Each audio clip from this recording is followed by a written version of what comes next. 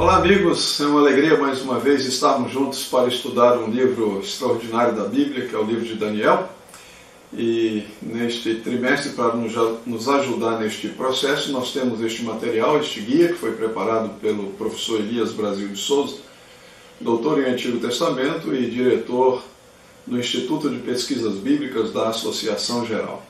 Além deste material, nós temos este outro material que ele mesmo preparou, que você pode conseguir acessando o site da Casa Publicadora Brasileira, que aparece aí na sua tela. Meu nome é João Antônio Rodrigues Alves, eu sou professor do Seminário Adventista Latino-Americano de Teologia, com sede na Faculdade Adventista da Amazônia, em Benevides, região metropolitana de Belém, no Pará. Hoje nós vamos estudar o capítulo 3 do livro de Daniel. Neste capítulo, Nabucodonosor erige uma estátua na província de Babilônia e convoca todos os principais oficiais do império para a cerimônia de dedicação da estátua. Tudo é planejado de molde a exercer o maior impacto possível sobre os presentes, além da grandiosidade da estátua, que se sobressaía por sua altura e também por ser recoberta de ouro naquela imensa planície. Também havia uma orquestra para acrescentar pompa àquela circunstância.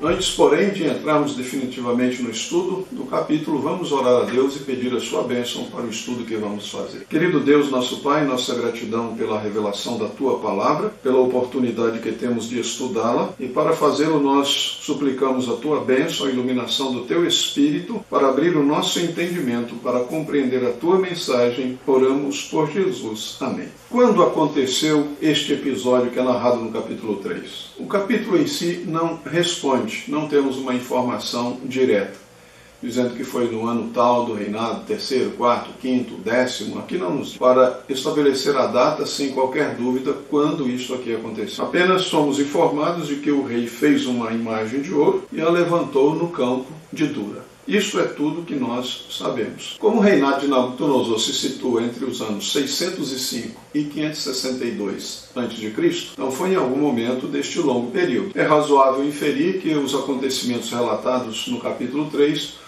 ocorreram em algum momento depois daqueles registrados no capítulo 2. Por outro lado, alguns documentos extrabíblicos fornecem informações relevantes que nos ajudam na tentativa de situar no tempo os acontecimentos aqui narrados. De acordo com as crônicas babilônicas, Nabucodonosor enfrentou oposição ao seu reinado, tendo mesmo que enfrentar seus adversários em combate direto dentro de seu palácio. Assim está registrado. No 10º ano, que corresponderia a 595 e 594, o rei de Acade, isto é, Babilônia, estava em sua própria terra, desde o mês de Kislev, que é dezembro, até o mês de Tebet, que é janeiro. Houve rebelião em Acade. Com seu braço, ele, o próprio rei, matou muitos de seu próprio exército. Sua própria mão capturou seu inimigo. Além da informação proveniente das crônicas dos reis caldeus, a Bíblia relata uma viagem do rei Zedequias de Judá no 4º ano de seu reinado, que é datado no ano 594 a.C., até onde se sabe, Zedequias foi o único rei de Judá que viajou para a Babilônia e retornou para a Judéia. Se entendermos que a cerimônia da dedicação da estátua, com seu requerimento de voto de lealdade por parte das lideranças do império, está associada com a rebelião ocorrida em Babilônia, então podemos estabelecer razoavelmente que os eventos do capítulo ocorreram no final de 594 ou início de 593. Então foi nesta ocasião que Nabucodonosor levantou a sua estátua, e é dito que a levantou no campo de Dura, ou na planície de Dura. Embora não tenhamos aqui uma localização exata deste lugar, a análise do termo Dura pode nos ajudar a esclarecer esta dúvida. Dur é a palavra babilônica para muro. A letra A no final é o artigo, portanto nós temos aqui uma referência ao campo ou à planície do muro. A Septuaginta, por exemplo, ao realizar a tradução deste texto para o grego, traduziu da seguinte forma: na planície do muro da área de Babilônia. Considerando que a palavra Dura provavelmente deriva do acadiano Duru, cujo significado é muralha da cidade, fortificação, fortaleza, a tradução da Septuaginta é correta, e na sua discussão do assunto, Donald Wiseman, já mencionamos no primeiro episódio desta série, um assiriologista do Museu Britânico, admite que o nome Dura pode ter derivado do muro fortificado da cidade de Babilônia. Desta forma, a planície de Dura estava localizada entre o muro exterior, construído por Nabucodonosor, e o muro interior, que cercava a parte central da velha cidade de Babilônia. Considerando os argumentos que nós apresentamos anteriormente acerca das razões políticas e históricas por detrás da cerimônia, o mais óbvio seria convocar a liderança política para uma reunião na capital do império, e não em outro lugar qualquer. Portanto, entende-se que a convocação ocorreu na província e cidade de Babilônia, na área compreendida entre os dois conjuntos de muro. Como este era ainda um espaço não totalmente preenchido com edificações, oferecia as condições adequadas para a realização da cerimônia pretendida. Nabucodonosor reuniu 7 classes de oficiais para a dedicação da imagem. A expressão todos os oficiais das províncias seria um sumário da lista dos convidados. Conforme lemos, ali estavam presentes os sátrapas, os prefeitos, os governadores, os juízes, os tesoureiros, os magistrados, os conselheiros e, isto é, todos os oficiais da província, reunidos para a consagração da imagem. Esta lista enfatiza as implicações políticas que estavam por detrás da cerimônia. Provavelmente, uma reunião para reafirmar a autoridade de Nabucodonosor no contexto da rebelião que afetou o Palácio Real. Neste caso, a estátua foi erigida e dedicada para fortalecer a unidade do império, exigindo de todos os principais líderes um juramento de lealdade. Observe que somente pessoas de posição foram convocadas, ficando de fora os cidadãos comuns do império, sendo que os amigos de Daniel haviam sido constituídos sobre os negócios da província de Babilônia, eram suficientemente importantes para serem convocados. A cerimônia foi organizada de molde a exercer um profundo impacto ou efeito psicológico sobre todos aqueles que se encontravam na planície. Não apenas uma grande multidão dos notáveis do império, como também a própria estátua, com dimensões tão grandiosas, recoberta de ouro, brilhando sob o sol da planície, acompanhada por uma orquestra que acrescentava ainda mais brilho àquela ocasião. Dificilmente alguém que ali estivesse não seria impressionado e levado a atender às exigências de inclinar-se e adorar a imagem do Deus principal de Babilônia, demonstrando assim sua fidelidade ao rei, o legítimo representante dos deuses babilônicos.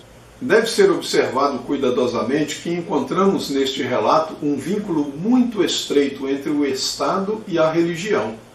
Esta foi uma tentativa de unificar o culto religioso de seu vasto império. Percebemos assim o uso da religião para conseguir a unidade do império.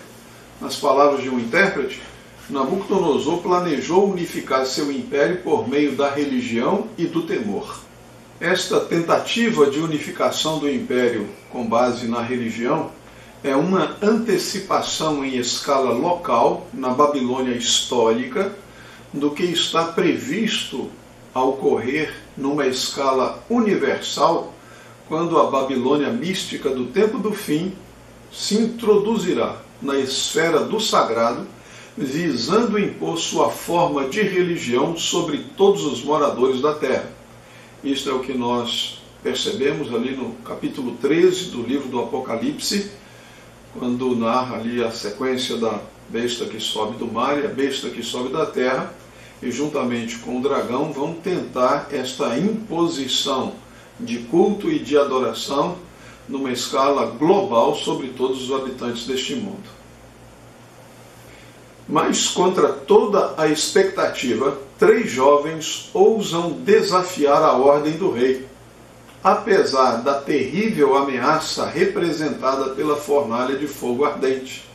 Neste caso, os 3 hebreus simbolizam os fiéis do tempo do fim, que resistirão à sedução e ameaça de morte imposta pela trindade do mal, o dragão, a besta do mar e a besta da terra, que é uma contrafação da verdadeira trindade, Deus Pai, Deus Filho e Deus Espírito Santo. Nesta situação, quando as vidas dos fiéis filhos de Deus estão correndo sério risco, há uma manifestação miraculosa do poder libertador do Deus Altíssimo, culminando em um hino de exaltação ao verdadeiro Deus e na promoção dos 3 jovens em suas responsabilidades no Império Babilônico. Resumindo, como um todo, a história relata como os homens são colocados sob os holofotes, denunciados, interrogados, executados, livrados e promovidos. O arrogante rei é humilhado. Os fiéis hebreus são exaltados. De acordo com o texto bíblico, Nabucodonosor fez uma imagem de ouro. Este episódio envolvendo a estátua de ouro relembra a narrativa do capítulo 2, do sonho da estátua. Acontece que no sonho da estátua haviam diferentes metais. Essa conexão entre os 2 capítulos ela tem sido reconhecida pelos estudiosos. No sonho do capítulo 2, o rei Nabucodonosor ficou profundamente impressionado. Como João Calvino sugeriu, os conselheiros do rei o incitaram a elaborar o plano para construir uma estátua. Esta suposição ela é corroborada por outros autores que afirmam que os sábios do seu reino, tirando vantagem da impressão causada pelo sonho e também pelo retorno à idolatria, propuseram-lhe que fizesse uma imagem semelhante àquela vista no sonho do capítulo 2 e a erguessem num lugar onde todos pudessem contemplar a cabeça de ouro que tinha sido interpretada como símbolo do seu reino. No sonho da estátua do capítulo 2, Nabucodonosor foi representado apenas pela cabeça de ouro, mas Nabucodonosor parecia não estar satisfeito em ser apenas uma cabeça de ouro. Seguindo a sugestão de seus conselheiros, em lugar de reproduzir a imagem como ele havia visto no sonho do capítulo 2, ele excederia o original. Sua imagem não seria desigual em valor da cabeça aos pés, mas seria inteiramente de ouro, símbolo que representaria a Babilônia como um reino eterno, indestrutível, todo-poderoso, que haveria de quebrar em pedaços todos os outros reinos, permanecendo para sempre. O contraste com a estátua do sonho do capítulo 2 é evidente, não apenas com respeito ao material que constituía ambas as estátuas, mas também pela ausência do barro na estátua levantada na planície de Dura. Em lugar do barro, havia um sólido pedestal, sobre o qual repousava a estátua. O simbolismo envolvido aqui é evidente. Com tal fundamento, a estátua não seria destruída pela rocha, que representa o reino de Cristo, pois não haveria um ponto fraco nesta obra. Além disso, enquanto no capítulo 2 o reino eterno seria estabelecido por Deus, no capítulo 3 repete-se a informação de que a estátua ali presente era obra do rei Nabucodonosor. Portanto, o relato torna evidente que havia definitivamente um elemento de orgulho em todo este empreendimento. Daniel tinha deixado claro que nenhum império permaneceria, incluindo o do grande Nabucodonosor. O coração do rei estava cheio de orgulho por causa de suas conquistas, mas junto com o orgulho estava também o temor e preocupação por si mesmo e seu vasto reino. Ele queria se assegurar de que seu povo fosse leal a ele e de que não haveria rebeliões. Aqui nós temos um exemplo muito claro e também muito triste de alguém que foi abençoado por Deus com uma revelação do céu, mas que se esqueceu da mensagem celestial, perverteu esta mensagem e usou-a para satisfazer as suas ambições pessoais. O rei procurou reescrever a história que havia sido esboçada por Deus mediante o sonho do capítulo 2, ou então impedir o inevitável advento do reino eterno de Deus.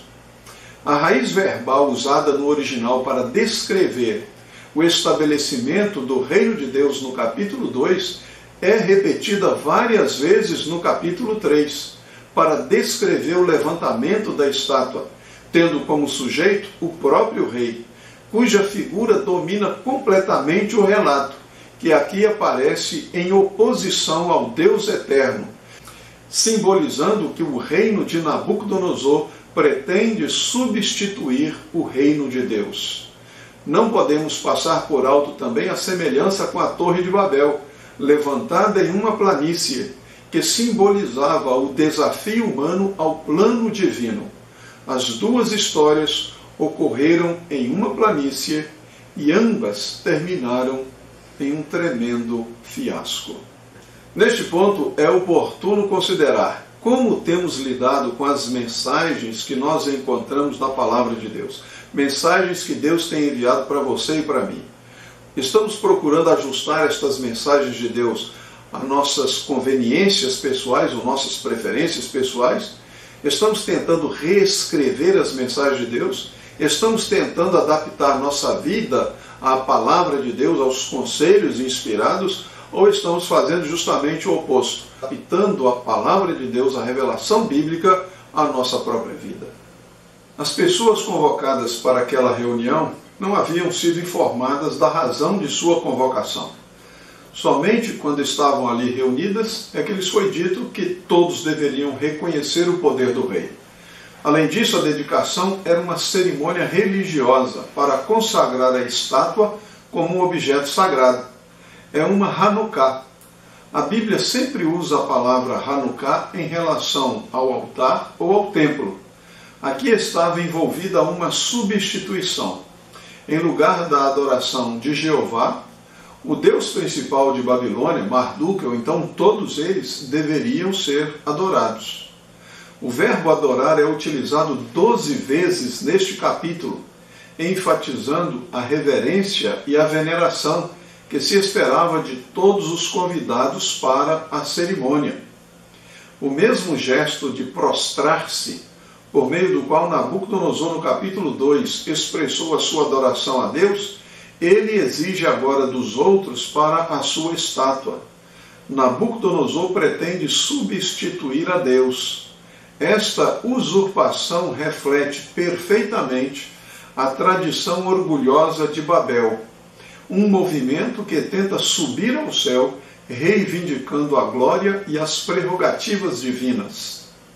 O arauto se dirigiu aos oficiais ali reunidos como povos, nações e homens de todas as línguas, implicando que os líderes representavam os liderados naquela submissão político-religiosa e que todos os habitantes do império se prostravam diante da estátua. Deve ser destacado que nesta história temos um claro exemplo de como o poder político procura se intrometer na esfera do sagrado, impondo sobre os cidadãos a religião do Estado, neste caso, simbolizada pela estátua de Marduk. Para os oficiais do império, politeístas como eles eram, não fazia qualquer diferença adorar mais um Deus. O ato de inclinar-se era tão somente uma formalidade destituída de qualquer significado. Daí a prontidão com que eles atenderam a ordem e se prostraram diante da imagem levantada pelo rei. Mas uma resposta diferente seria dada pelos 3 hebreus. Eles não estavam dispostos a se inclinar diante de um ídolo. Mesmo sob o impacto daquela cerimônia, da orquestra, da pequena multidão de líderes de todas as partes do império ali reunidos, esta pressão não foi suficiente para conseguir que os 3 hebreus se inclinassem e adorassem aquela estátua. Eles resistiram quando o arauto anunciou, a música tocou e a multidão se prostrou. Os 3 jovens hebreus são uma nota dissonante no meio daquela sinfonia de servilismo. Eles permaneceram firmes em sua posição, embora solitários, porque tinham consciência de sua identidade e sabiam exatamente o significado daquilo que lhes era ordenado fazer.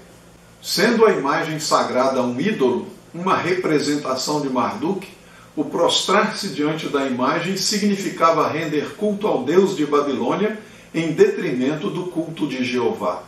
Este episódio demonstra de forma dramática e conclusiva que o assunto da adoração é de extrema importância aos olhos de Deus. Além disso, relembra a todos que Deus não aprova a adoração de imagens ou sua veneração, pois a idolatria é a perversão da adoração e uma forma real de blasfêmia.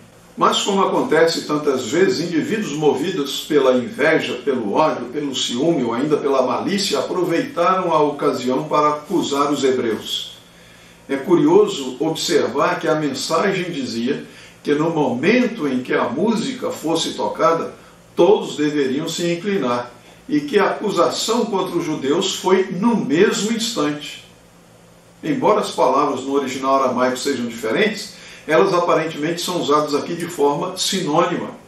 A ideia de que os 3 hebreus foram observados de maneira que os acusadores se apresentaram diante do rei no mesmo momento em que os oficiais se curvavam diante da estátua. O verbo aqui utilizado para acusar é uma expressão idiomática que significa literalmente "e eles comeram os seus pedaços", isto é, comeram a carne de suas vítimas, uma espécie de canibalismo verbal. O mesmo verbo é utilizado na história do resgate de Daniel da cova dos leões. Ao serem levados diante do enfurecido rei, ouviram 3 perguntas. A primeira pergunta tinha por objetivo conferir a informação recebida dos acusadores. É verdade que vós não servis a meus deuses, nem adorais a imagem de ouro que levantei? Isso está no verso 14 do capítulo 3. A segunda é uma oferta ameaçadora. Agora, pois, estai dispostos, prostrai-vos e adorai a imagem que fiz. Porém, se não a adorardes, sereis no mesmo instante lançados na fornalha de fogo ardente. Isso está no verso 15. A terceira pergunta era um desafio. E quem é o Deus que vos poderá livrar das minhas mãos? Em outras palavras, Nabucodonosor estava dizendo: não há poder para salvar, comparável ao meu poder para destruir. Mas é interessante observar que ao final do relato, o próprio Nabucodonosor responde à sua pergunta em uma flagrante contradição de suas orgulhosas palavras: não há outro Deus que possa livrar como este. Você vê isso no verso 29 do capítulo 3. Diante desta situação, os 3 simplesmente afirmaram que não necessitavam responder ao rei e às suas perguntas, porque tecnicamente eles são culpados. A posição assumida pelos jovens hebreus se enquadra naquilo que Paul Ricoeur denomina a grande recusa. O desígnio de Deus para a humanidade se torna visível nas vidas humanas de confiança radical e obediência radical, na grande recusa de dobrar os joelhos diante da arrogância humana. O termo responder deve ser interpretado em um sentido legal, ou seja, apresentar defesa, apologia. Daí porque os jovens disseram: não temos necessidade de nos defender diante de ti. A acusação é confessada, não há apologia a fazer. Eles se lançam sobre o seu Deus, ainda que admitindo que Deus possa não interferir, não obstante, eles se mantêm fiéis e desafiam a ordem do rei. Tendo visto a sua soberania ameaçada, e ainda mais considerando a tentativa de golpe de Estado já mencionada, a execução pública dos 3 jovens hebreus, ou o seu suplício, tem uma função jurídico-política. De acordo com Michel Foucault, é um cerimonial para reconstituir a soberania lesada por um instante. Ele a restaura manifestando-a em todo o seu brilho, a execução pública se insere em toda a série dos grandes rituais do poder eclipsado e restaurado. Por cima do crime que desprezou o soberano, ela exibe aos olhos de todos uma força invencível. Entretanto, ao frustrar as execuções públicas de Daniel e seus amigos, Jeová remove do rei a sua própria capacidade de restaurar sua soberania diminuída. Aqueles jovens haviam obedecido às ordens do rei até onde a consciência lhes permitia. Eles atenderam à convocação, foram até a planície de Dura, mas não podiam seguir adiante. O rei lhes exigia que fossem além, pela proclamação do arauto, pelo som da música. Contudo, todo este ruído exterior não poderia se sobrepor às suas convicções, porque a voz interior era mais poderosa. Não se tratava de falta de respeito pela autoridade real, mas de reconhecerem que sua fidelidade final era devida ao Rei do Universo e não ao Rei de Babilônia. De acordo com Cristo, devemos dar a César o que é de César e a Deus o que é de Deus. Mateus 22, verso 21. Estes 3 jovens não duvidavam do poder de Deus de livrá-los da fornalha do rei, mas não tinham o direito de presumir de que Deus efetivamente os livraria. Se Deus não os livrasse, estavam dispostos a assumir as consequências, não comprometendo a sua consciência diante de tal trama, pois colocaram a glória de Deus acima de suas próprias vidas. Embora não tivessem certeza de que Deus atuaria em favor deles, ainda que não duvidassem de seu poder, sua decisão não era uma barganha. Eles sabiam que atitude o fiel deveria tomar em circunstâncias tão extremas e não se negaram a assumir os riscos. O milagre realizado em favor destes jovens hebreus é referido em Hebreus 11:34, onde o autor inclui entre os heróis da fé aqueles que extinguiram a violência do fogo. Nele se cumpriu a promessa anunciada pelo profeta: eu serei contigo, quando passares pelo fogo, não te queimará, nem a chama arderá em ti. Isaías 43, verso 2. Ao livrar seus servos na angústia, antes que salvá-los da angústia, Deus é mais honrado e seu povo mais abençoado. Neste caso, os fiéis foram livrados não do fogo, mas no meio do fogo. O quarto personagem dentro da fornalha foi capaz de proteger os 3 jovens hebreus, apesar dos melhores esforços do rei para destruí-los. É possível que alguns crentes se sintam abandonados por Deus em momentos assim, quando as chamas da perseguição, ou da oposição, ou do sofrimento, da dor, da angústia, etc., estão a ponto de consumi-los. Entretanto, é preciso lembrar que o mesmo Deus está com seu braço estendido para realizar, segundo a sua soberana vontade e glorioso poder, aquilo que é melhor para a nossa vida presente e a nossa salvação eterna. Ainda que não entendamos tudo o que acontece, apoiar-se no braço do Todo-Poderoso é a melhor atitude, confiando em seu amor e cuidado paternal. Eu não sei que fogueiras você enfrenta hoje, que fornalhas ardentes você enfrenta hoje em sua vida. Pode ser um desafio concernente ao emprego, pode ser um desafio concernente à escola que você frequenta, à faculdade, à universidade. Qualquer coisa hoje pode se assemelhar a uma fornalha ardente. E as pessoas então estão procurando exigir que você abandone a sua lealdade, a sua fidelidade a Deus, para manter o seu emprego, para poder avançar nos seus estudos. Mas o exemplo destes 3 jovens permanece para todos nós. A necessidade de manter a nossa lealdade, independente das circunstâncias ou das consequências, e deixar nas mãos de Deus o resultado final. Nas palavras de João Calvino, quando os servos de Deus são guiados pelo Espírito, eles possuem inexpugnável fortaleza para não se renderem às ameaças nem recuarem diante de nenhum terror. A pergunta do rei, que está no capítulo 3, no verso 15, e quem é o Deus que vos poderá livrar das minhas mãos? Nesta pergunta, Nabucodonosor converteu a sua confrontação com os homens em uma competição com o Senhor Deus Altíssimo, e Deus aceitou o desafio. A pergunta do rei registrada no verso 15, e quem é o Deus que vos poderá livrar das minhas mãos? Transformou esta confrontação de Nabucodonosor com aqueles 3 jovens hebreus em uma competição com o Senhor Deus Altíssimo. E Deus aceitou o desafio. Esta não foi uma boa estratégia. Para o rei, os jovens hebreus estavam diante de uma impossibilidade. Ele não sabia que o Altíssimo era precisamente o Deus dos impossíveis. Esta mesma pergunta, em formato ligeiramente diferente, aparece repetidamente na história humana. Os fiéis são constantemente confrontados com questões semelhantes. A resposta é encontrada neste e em outros capítulos do livro de Daniel.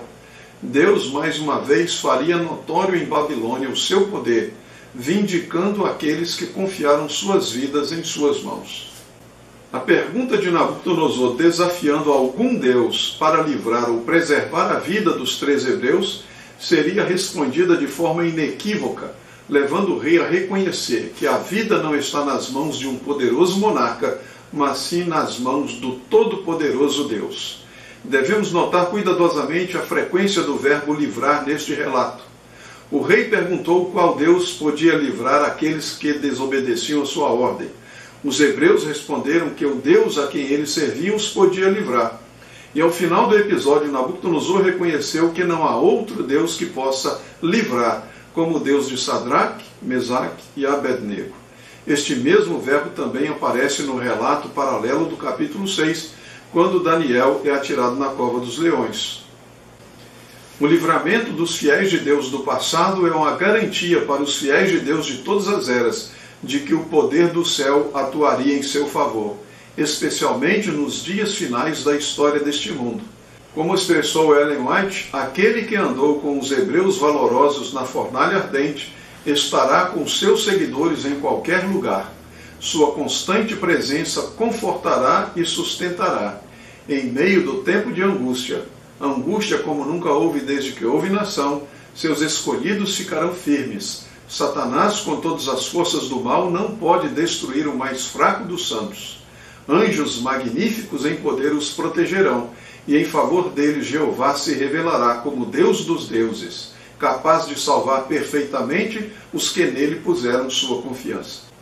Com respeito à pergunta em si, a ordem para que soldados treinados lançassem os hebreus na fornalha pode ser uma indicação de que o rei não estava tão seguro de seu poder sobre a vida daqueles homens, ou então para evitar qualquer intervenção de deuses ou homens. Mais uma vez ocorre uma reversão nos acontecimentos.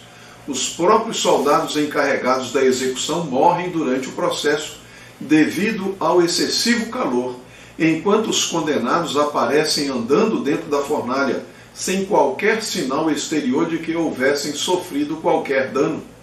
Os conspiradores que acusaram aqueles homens foram poupados, para que pudessem testemunhar o grandioso poder do Deus que pode livrar até mesmo do pior castigo que os poderes terrestres conseguem imaginar.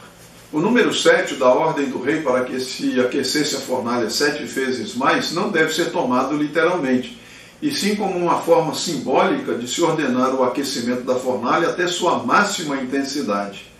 Isto significa que a temperatura alcançaria entre 900 e 1.100 graus centígrados, de acordo com alguns estudiosos. Outros chegam a mencionar até mesmo 1.500 graus centígrados. O seu poder foi sentido até mesmo do lado de fora, visto que os soldados morreram em virtude do calor que emanava do seu interior. Mas o resultado esperado não foi realizado. Os 3 hebreus não morreram por causa do calor, e nem por falta do oxigênio ali dentro, ou por causa do monóxido de carbono, que certamente também poderia provocar a morte por asfixia. Nada disso aconteceu. E então nós entendemos por que o rei ficou tão sobressaltado e se dirigiu aos seus conselheiros, declarando, como disse Montgomery, a contradição dos seus próprios olhos. Como é que nós lançamos 3 homens lá dentro?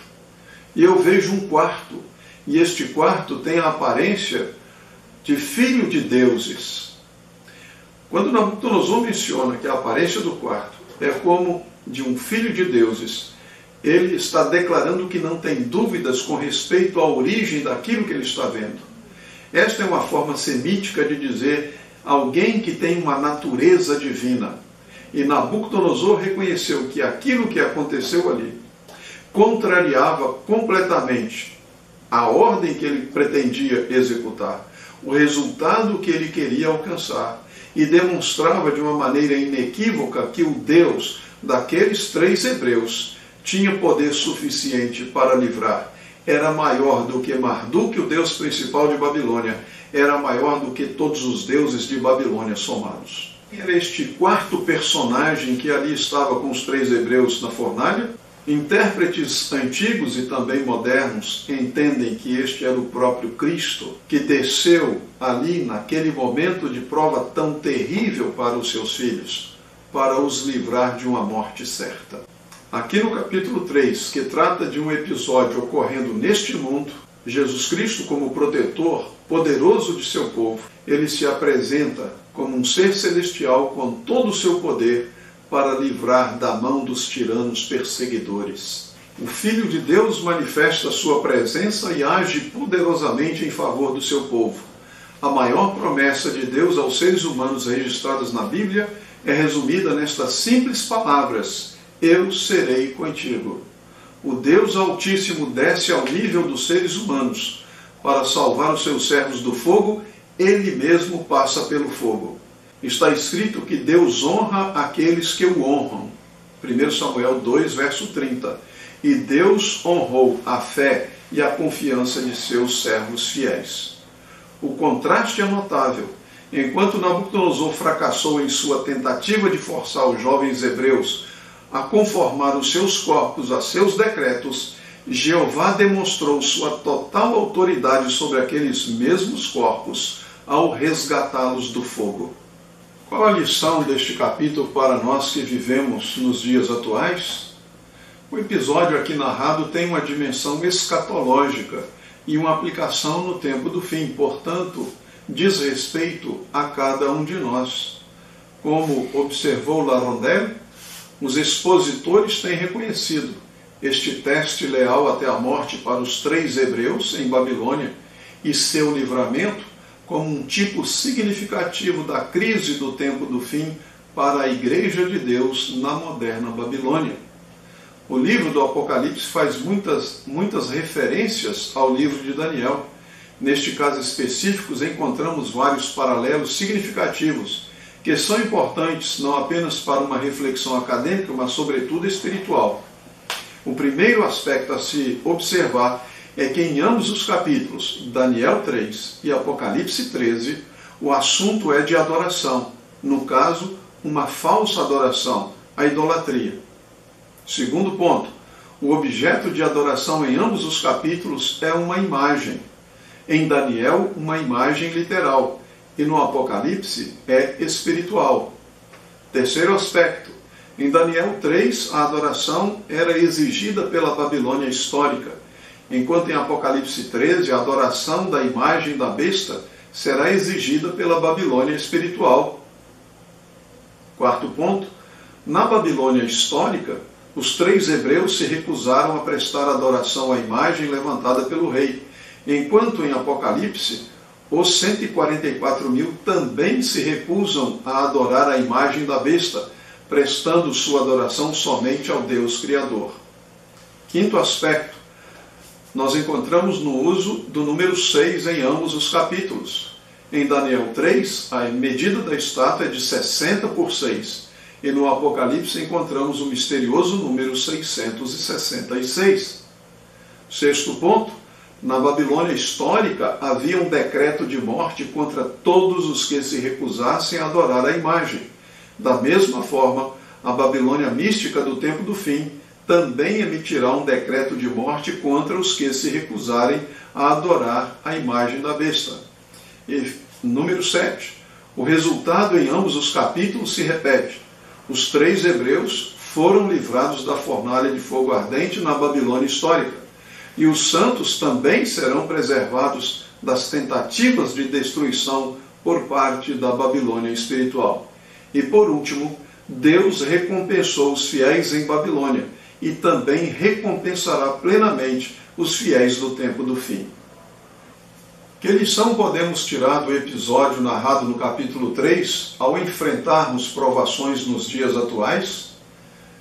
De fato, aquilo que aconteceu num distante passado, de forma localizada em Babilônia, se repetirá em uma escala global.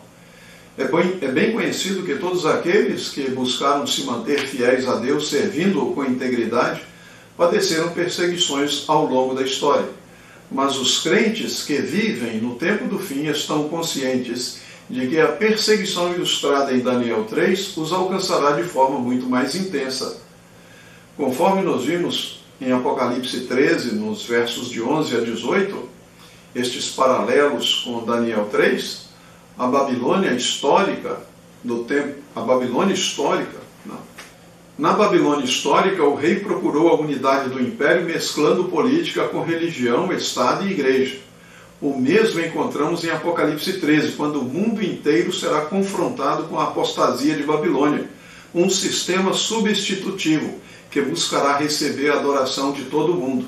Realmente, a falsa adoração será imposta sobre todo mundo como um teste de lealdade à Babilônia do tempo do fim. Entretanto, em meio a todo este conflito, devemos nos lembrar, primeiramente, de que o Deus dos 3 jovens hebreus ainda é o mesmo. Ele não mudou. Ainda é o mesmo Deus poderoso, capaz de livrar das mãos dos poderosos deste mundo que não reconhecem sua vontade. Em segundo lugar, Deus espera que seu povo de hoje assuma ousadamente uma posição ao seu lado, assim como os 3 hebreus fizeram no passado. Terceiro, este episódio torna evidente que a verdadeira adoração é um assunto de vital importância, tal como foi desde os dias de Abel, nos dias de Daniel e o será nos dias finais. Em quarto lugar, devemos nos lembrar de que a todo momento o fiel é desafiado no tocante à sua lealdade a Deus, às vezes de forma direta, como no acontecimento da planície de Dura, e outras de forma sutil, apelando para raciocínios enganosos que procuram desviar do caminho revelado na Santa Palavra de Deus. Isto envolve as decisões que cada um faz diariamente, nas quais se revela o seu compromisso, seja com os ídolos modernos, tal como a estátua de Daniel 3, ou com o verdadeiro Deus. Finalmente, a mensagem de esperança de Daniel, através do livramento miraculoso do remanescente fiel, serve como protótipo e segurança para o livramento final na crise do tempo do fim da Igreja remanescente de Cristo. Como se expressou Eckhart Miller, há salvação, há esperança além da morte. Mesmo se o mundo inteiro estiver arruinado e destruído, isto não é o fim. Há esperança além do fim. Que o episódio do capítulo 3, da fidelidade destes 3 jovens ao seu Deus, possa impressionar você e possa ajudá-lo a tomar uma decisão firme, decidida, ao lado de Deus, na certeza de que Ele cuida de você e de que Ele vai preservar sua vida segundo o seu poder e a sua vontade, mas especialmente Ele vai lhe dar a vida eterna.